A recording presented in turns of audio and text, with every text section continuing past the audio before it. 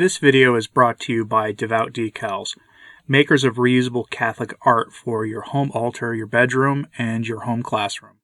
We describe often this crisis in the church in biblical terminology, at war with principalities and powers, with meaning the forces of the demonic and sin and the rest. Hilaire Belloc, in this next excerpt, has described the situation of the church in the world today in slightly different terms. There is an external secular angle to the crisis in the church, and the church faces itself in opposition to two different kinds of forces, one of which is, of course, the influence of Protestant and other anti-Catholic secular forces. And then there's another that he talks about here as well, and I'm going to let him do most of the explaining. But this does help, I think, shed light on the crisis in the church that we are in today, because those forces are still there. We can lay at the feet of the so-called Reformation the spinning out of control and disillusion of Christendom into this hostile to Catholicism world we live in, where the church is now just the faith of Christ that Christ taught, is now just one option among many others. And that the state will no longer take any kind of even vaguely allied with any one position on things, and instead let every person determine morality for themselves.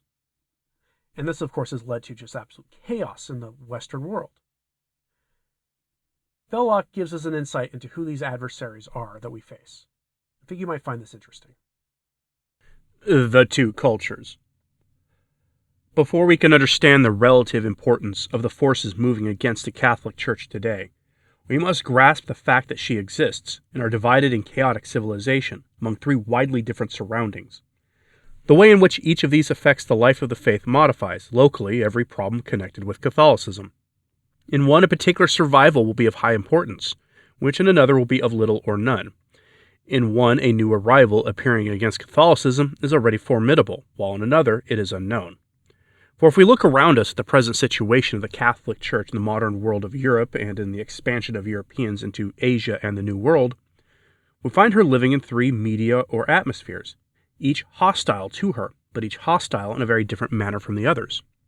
In all these provinces, the Catholic Church has long lost, and nowhere in any part of them regained, her old and native position as the exclusive and established religion of society, with full official status and the support of her civil power for her authority. But her own attitude towards the extreme dominating civil authority, its attitude towards her, varies in very nature from one to the other. Still more do the social atmospheres of each and her own reactions in these atmospheres differ from one to the other. These three provinces, with their three very distinct attitudes towards the faith, are 1. The culture attached, historically at least, to the Greek Church, 2. The Protestant culture, and 3. The Old Catholic culture. I omit in this connection the situation of the Catholic Church as it now into that vile theology from the Holy Land that uses force to achieve its ends, as well as pagan countries. For there it still nominally follows the condition either of the European or American countries, whence its missionaries proceed, or of the European or American country ruling the particular district of paganism or of that other unnamed concerned. In the Greek culture, including, of course, what is its chief part, the vast area at present controlled by the hammer and sickle government behind the old Iron Curtain, the situation of the Church is so far that of an imperceptible minority. There are exceptions in particular provinces, for instance, where the Italians control an Aegean island, but take the enormous area as a whole, with a total population not much less than 200 millions, the numerical proportion of Catholics therein is negligible, their social importance equally negligible. The same cannot be said of their spiritual effect, the effect that is provoked by Catholic thought, occasionally upon intellectual groups of some importance in leadership. But generally speaking, the tiny fragment of Catholicism is drowned in that vast area of the Orthodox culture. There is talk indeed and hope of some great Catholic development acting through the spiritual void left by that country's revolution, but that is for the future. We must nonetheless remark that the old hammer and sickle revolution has shaken all the world of Greek culture to its foundation. Before it took place, the whole of that culture ultimately depended, directly or indirectly, upon the armed might of that country's nobility. The Tsardom was the nucleus or foundation of all Greek church culture. It was the essential institution. It was the central post on which all the fabric leaned. It made of the Orthodox religion a powerful monopoly. It acted positively and urgently for the forcible exclusion of Catholicism, not only in that country, but, for instance, in Serbia, where the example was copied. All that has gone to pieces. That government, in spite of certain recent changes, remains predominantly composed of our so-called elder brothers, not only in the personnel of its federal police within and of its propagandists without, but in its moral character and methods. Not perhaps because it is of our elder brothers, but certainly because it is Bolshevist. It has as strong a hatred for the Greek Church as for Catholicism. Perhaps in a final issue would make its chief object of attack throughout the world that which it felt to be the most living force, and that is without question the Catholic Church. But the general position, so far as the Catholic Church in Greek countries, and particularly in that country, is concerned, is so far little changed by the huge upheaval, she remains almost unknown to the mass of the people. There is indeed one recent exception to be remembered. This exception is the precarious subjection of the Catholic Croats and Slovenes to the Orthodox power of Serbia. The incompetent politicians who imposed their own confusion of mind and their own ignorance of history upon Christendom after the Great War tried, not fairly but absolutely, a considerable body of Catholic culture to a dynasty, capital and government not its own, the dynasty and government of Belgrade. A large Catholic district was artificially sewn on, as it were, to the edges of the Orthodox people. Thus, politically, a new kingdom called Yugoslavia, as, to its original Orthodox half, another half as large attached. And this new piece is Catholic in culture and Western in script and all the details of life. We have already seen the disastrous consequences of that blunder.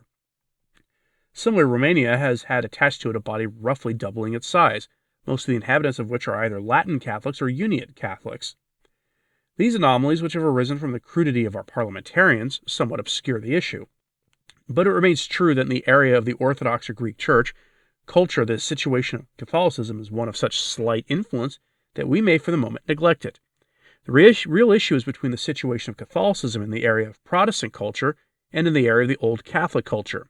And between the state of the Church in the one and her state in the other lies a contrast such as the past history of our race never knew. The area of the Protestant culture is formed by the United States of America, Canada as a whole, with the exception of the solid French-Canadian corner, Great Britain, Australasia, and the Cape, Holland, North Germany, Scandinavia, and the Baltic states, excepting Lithuania. In this area, there are two things to be remarked. First, that the degree in which the Catholic Church is known in the various parts of this culture, through its numerical proportional moral influence, varies greatly. Next, that this area of culture contains one province of a peculiar kind upon which one must speak specifically if one is to avoid an erroneous conclusion. That province is the Prusso-German Empire. The Scandinavian countries, which are almost entirely Protestant, are small, and do not largely affect the general situation today. Another of the lesser countries, Holland, has a very large, active, and well-organized Catholic minority, a great deal more than a third of the nation. Indeed, nearer 5/12, but the traditions, political and social, of Holland are opposed to Catholicism, for Holland arose as an independent nation by a financial revolt against its monarch, Philip II, who stood in his time for the Church against the Reformation, and all the energies of its governing class were, for 200 years, directed against Catholicism. But in that Austro-Hungarian system, which has come to be popularly, though erroneously, called Germany, a special condition of affairs was established by the genius of Bismarck. Bismarck determined to divert the strong desire for German unity to the advantage of his own kingdom and its ruling dynasty, the Hohenzollerns, whom he served. He therefore created a so-called German Empire, which was to be the very negation of what the old world's German and imperial had meant for 1,000 years. He deliberately designed it to contain the largest possible minority of Catholics, consistent with leaving the majority of the new state Protestant and under the direct and indirect control of Berlin. Had he worked for a union of all German-speaking peoples, he would have included Austria and the German parts of Bohemia, and he would have formed a state where the two cultures would have balanced each other. The word German would not connote for us, as it does now, the idea of anti-Catholic, nor would one of the principal Catholic bodies in the world. The Germans of the Rhine and the Danube have fallen asunder and, in losing their unity, lost their power. As it is, we have the state which Bismarck artificially framed, still existing among us, strongly organized and in the peculiar situation of being directed from the Protestant culture, leaving the Catholic culture within it active and free, yet politically dominated by an anti-Catholic tradition, and standing before the world as part of the Protestant culture. If one were to call the German Empire as a whole Protestant, there would be natural and justified protest for those portions of it in the south and west, which are not only Catholic and strongly so, but for the most part Catholic in the homogeneous bodies, with memories of comparatively recent local sovereignty, some fragments of which remain. Indeed, the Catholics of the empire amount to just a third of its whole population. On the other hand, if one were to say of this Catholic element in the empire that it was a separate affair, belonging to the Catholic culture as a whole, one would still be more wrong. The Catholic portions of that empire are not forcibly joined to a greater anti-Catholic portion, as are the newly annexed parts of Yugoslavia or Romania. They are still bound in the new state created by Bismarck for the benefit of his country. Common great victories won 60 years ago, very strong common influence accompanied by a great expansion in wealth and population, and a very striking development in all forms of civic activity, the founding of a whole new social system, a well-maintained internal order. All these things have welded Bismarck's empire together. We thus have, as regards the situation of the faith here, this anomaly, that though very far from the homogeneous in religion, as a unit in that empire counts in the eyes of foreigners as part of the Protestant culture. It attracts the sympathy of Protestant nations such as England and Scandinavia. Its own hostility is rather directed against neighboring Catholic powers, such as Poland and France. The empire then not only contains a large minority of Catholics, but of Catholics particularly devoted to their religion. But this Catholic minority of the empire, though culturally similar to a considerable German Catholic body beyond the nominal frontier, the main part of them are in Catholic Austria, is politically separate from its fellows. Should the future see a union of Austria with the empire, the whole character of Central Europe would be transformed and the work of Bismarck destroyed. Such is the situation of Catholicism in those states of continental Europe which have a Protestant tradition and direction. When we turn to the particular case of the English-speaking world outside Ireland, we find a situation quite different from that of the rest of the Protestant culture, because its history has been different. In almost all other aspects, the term English-speaking world is a misnomer. The English-speaking world represents no reality to which can be properly attached to one name, but in this one and capital matter of Catholicism, the term is exact. With the exception of Ireland, the area covered by English speech, that is, Great Britain, the Anglo-Dominions, and the United States, have a character of their own so far as the Catholic Church is concerned. The English-speaking world, though now morally broken up, had a common root. Its institutions at their origin sprang from the English Protestant 17th century. The American social groups arose for the most part as colonies with a definite religious origin, and nearly all of them with an origin strongly anti-Catholic. In England, Scotland, and Wales, the Catholic Church had been defeated by 1605.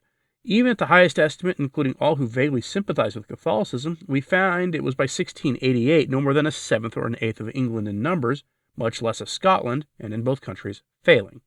It dwindled after 1688 to a tiny fragment, about 1%, and that pitiful atom was of no account in the national life, nor of any effect on national institutions.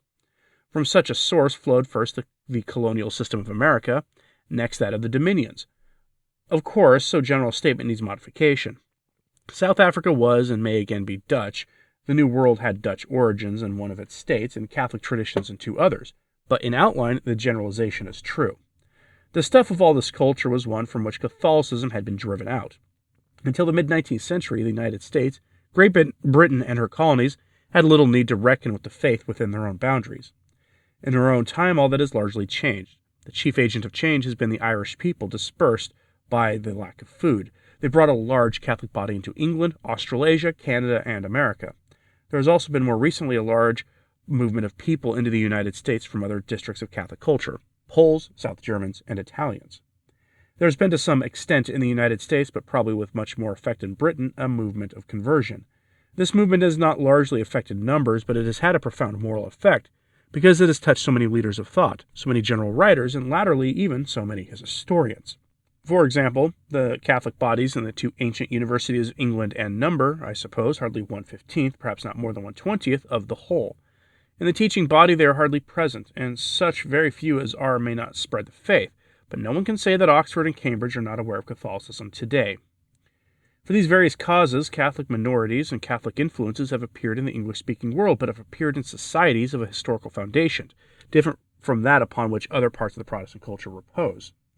In these you have either the conditions of Scandinavia and the Baltic Protestants, with no appreciable Catholicism present, or the conditions of the German Empire and Holland, where a very large Catholic population is part of the state, where the boundaries of the state have been traced with the very object of including the largest Catholic minority compatible with Protestant domination, where the character of Catholicism is familiar to all, holding an ancient historic position, and where large Catholic societies of the same blood and speech lie just over the frontiers. Catholic literature, ideas, history are known, but in the English-speaking world it is otherwise. There, Catholicism re-entered late as an alien phenomenon after the character of society becomes set in an anti-Catholic mold.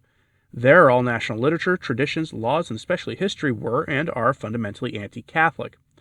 All the philosophy of society was long settled in the anti-Catholic mood before the first recrudescence of Catholicism appeared. Therefore, it is inevitable that the Catholic body within this English-speaking world should breathe an air which is not its own and should be more affected by non-Catholic or anti-Catholic spirit than could be possible in other Protestant nations, wherein an ancient Catholic culture exists with unbroken traditions. There has been produced in Britain and the United States a situation like of which has not existed before in the whole history of the Catholic Church since Constantine. It is a situation of very powerful effect upon the general fortunes of our people today throughout the world, because the English-speaking communities are for the moment so wealthy and numerous. It leads, among other things, to an atmosphere of debate rather than of combat, which every general observer must have noticed. It also leads to the conception of proportional claim, that is, the claim of the Catholic minority, even when it is small, not to be forbidden by direct means access to positions and public advantages in the general body. Conversely, it leads, as in the case of university teaching just mentioned, to the use of indirect means for the prevention of Catholic progress. It is a position rapidly developing, is one of the future of which cannot, of course, be determined. On that account it is the more interesting, but it is one which will certainly change. That is almost the only thing one can predict about it. What began as a persecuted thing and went on as a tolerated anomaly has turned into a regular constituent of the state, but a constituent differing in quality from the rest of the state. One effect is the close interaction between such Catholic minorities and the non-Catholic English-speaking world around them. One man will call it absorption of the Catholic body into the non-Catholic air which is about it upon every side. Another would call it the very opposite, would say that into the non-Catholic air was infiltrating a measure of Catholic ideas. The fact that these two contradictory views are so widely held proves that mutual reaction is strong. Another effect is a comparative lack of sympathy, politically at least, between these Catholic minorities and the great bodies of Catholic culture abroad. The political quarrels of these great foreign bodies are either ill understood or ignored in the English-speaking world, or, at the best, even in the case of widely traveled men with a large continental connection, rouse no great interest, let alone enthusiasm, in the Catholics of England and the United States. You may say, for instance, that the Catholic body in England is slightly less hostile to the Polish cause than the run of Englishmen are, but you cannot say that they know much about Poland, or that 1 in 100 of them has any marked sympathy with Polish resistance to Bismarck's country. Similarly, the great body of literature in the Catholic culture is close to these groups of Catholics in the English-speaking world. They have no powerful daily press. They get nearly all their views and more than half their ideas from papers anti-Catholic in direction. The books which make the mind of the nation help to make the mind of its Catholic minority, and that literature is, in bulk, vividly anti-Catholic. My own experience of this lies especially in the department of history. The whole story of Europe looks quite different when you see it from the point of view of the average cultivated Frenchman or Italian from what it does in the eyes of the average educated English or American Catholic. So much is this the case that the statement of what is commonplace upon the continent appears as a paradox to most Catholics in England. The past, especially the remote past, is another world to them. All the belauding of the breakup of Christendom in the 16th century, all the taking for granted of its political consequences is a good thing, all denunciation of our champions, all the flattery of our worst enemies, all the sneers at nations which kept the faith, all admiration of the princes and politicians who destroyed it are absorbed by us in the books on which we are bred. A ridicule and hatred of the later Stuarts at home, of Louis XIV abroad, a respect at least for the House of Orange, and insistence on the decline of Spain. All this and the whole mass of English letters train us in special pleading against the faith. Nor have we in England at least any bulk of true history as yet to counteract the flood of propaganda. But before closing these remarks upon the position of Catholics in the English-speaking Protestant countries, one point must be observed in modification. The Catholic, even under such favorable surroundings, has the advantage over his opponents both in definition and in knowledge. He knows much more than the others know about him. Further, the Catholic has a philosophy which applies to all the practice of life, and which does not change, while in the world about him there is neither a united philosophy nor even fixity in the moods of the time. This contrast is increasingly noticeable as the dogmas of Protestantism and its social rules dissolve. The Catholic Church has, then, in that English-speaking world, with which the readers and writer of this book are principally concerned, such advantages and disadvantages. It is badly cut off from the general Catholic world outside. It is permeated by an anti-Catholic literature, social custom, and history. On the other hand, it reacts upon that hostile atmosphere and perceives, though dimly, some of its inherent superiorities, notable in clarity of thought and in German philosophy. The disabilities of the faith in such an era are closely connected with the modern cross-religion of nationalism, of which I shall speak in more detail when I come to the main modern opponents of the Church. The mark of the Catholic Church in all this area of Protestant culture is toleration upon a basis of nationalism. Worship the nation, and you may hold what lesser opinions you please, whether the Catholic body be very small and poor, as in Great Britain, or a strongly local group and politically influential, mainly urban, as a minority in America.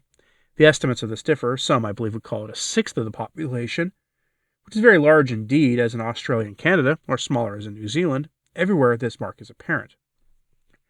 Therefore, the faith is treated as one among many groups within one nation, and we tend to accept that position. The modern Protestant doctrine, that groups, that is, opinions, have a sacred right to existence, quote, so long as they obey the law, the idea that the state is a right of legislation against which no moral appeal can lie, let alone the legislative power of the Church, the inability of those who think thus to see that toleration and conformity with every law make a contradiction of terms. All these create the social atmosphere in which we live. The particular practice of Catholicism may be continued without hindrance. We may hear Mass. Certain characteristic products of Catholicism may develop unimpeded. For instance, the religious orders enjoy complete freedom in every part of this world. They possess property without limit and spread and build without restriction, but all is within and beneath civil society. Again, what is most important, the Catholic educational system is safeguarded in the English-speaking Protestant world. It is safeguarded in different ways and in different degrees in different places. Thus, in England, it enjoys public revenue. In the United States, it does not enjoy that revenue, but is allowed every opportunity for voluntary extension. But all is under the supreme worship of Caesar. The truth I here emphasize is unpalatable. Most of us are only half aware, and are becoming less aware with every added decade, that the air we breathe is anti-Catholic, that the history we are taught, the moral ideas behind the legal system we obey, the restrictions imposed upon us, the political conceptions embodied in every public act, the general attitude toward other countries, are all the products of the nationalism which their non-Catholic fellow citizens regard as a sacred emotion. We cannot but ourselves be filled with that emotion, but it is spiritually at issue with the faith. What did you think about that? Hilaire Belloc is, I think, one of the most important and otherwise forgotten writers of the 20th century. He gets smeared as being some sort of mean person because of some things that he said that were actually completely in line with what the Church taught on such things. I would ignore those smears against him.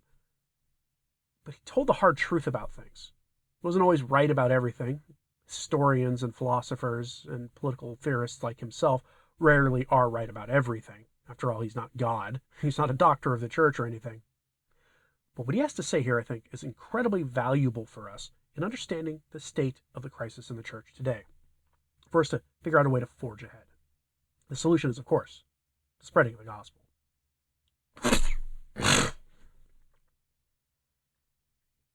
But I'm curious what you have to say about this, so let me know in the comments, please. Hit like and subscribe if you haven't. It certainly helps. So does sharing this on social media. That helps too.